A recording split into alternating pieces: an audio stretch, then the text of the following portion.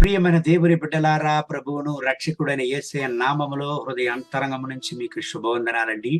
కీర్తనలు 112 6వ వాక్యాన్ని చదువుకొని ఈ రోజు కొరకు మనము ప్రార్థన చేద్దాం.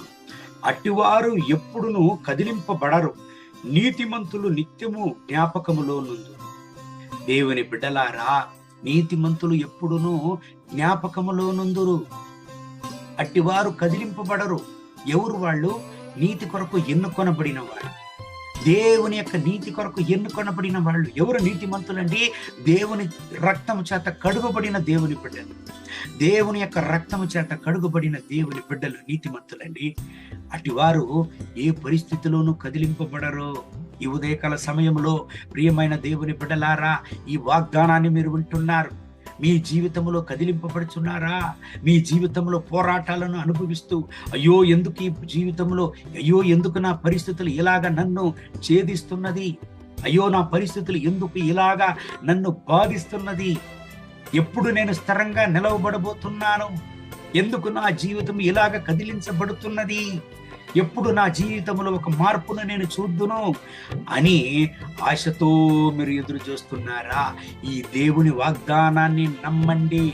నీతిమంతులు కదిలింపబడరు. ఎందుకండి? వాళ్ళతో కూడా దేవుడు ఉన్నాడు. వాళ్ళు ఎన్నుకొనబడిన దేవుని బిడ్డలు.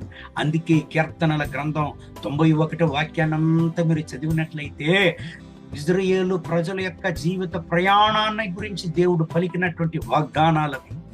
ఈ ఉదయకాల సమయంలో దేవుని బిడ్డలారా, చోలిపోయి ఉన్నారా? భయపడకండి.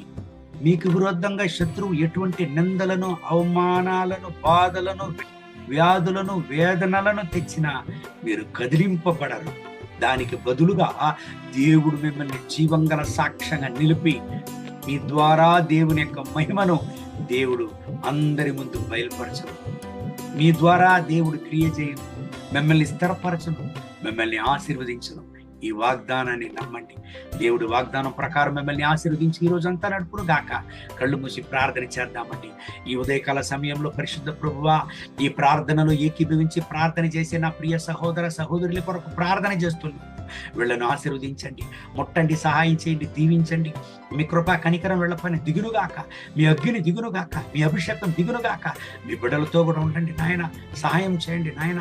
వీళ్ళ జీవితాన్ని కదిలించి, వీళ్ళ కుటుంబాన్ని కదిలించి, నా దేవా, వీళ్ళని ఏమి లేకుండా చేయడానికి చూసేటువంటి శత్రు యొక్క పోరాటాలు నాశనమైపోవునుగాక.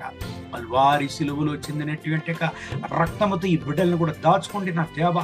వీళ్ళకు విరోధంగా వచ్చేటువంటి శత్రు యొక్క కుతంత్రాలు నాశనమైపోవని, నాశనమైపోవాలి. వీళ్ళను నాయన స్థిరపరచండి, బలపరచండి, దృఢపరచండి, జీవంగల సాక్ష్యంగా నిలపండి, ముట్టండి, సహాయం చేయండి నాయన. అగ్ని జ్వాలగా మార్చండి. అనేక మంది ముందు జీవంగల సాక్ష్యంగా ఈ బిడ్డలను కూడా నిలపండి నాయన, నడపండి నాయన. ఈ రోజంతా ఈ బిడ్డలతో కూడా ఉండండి, సహాయం చేయండి. మహిమ ఘనత స్తుతి మీకే. యేసయ్య నామములో వేడుకుంటున్నాం మా ప్రియ పరలోకపు తండ్రి. ఆమేన్, ఆమేన్.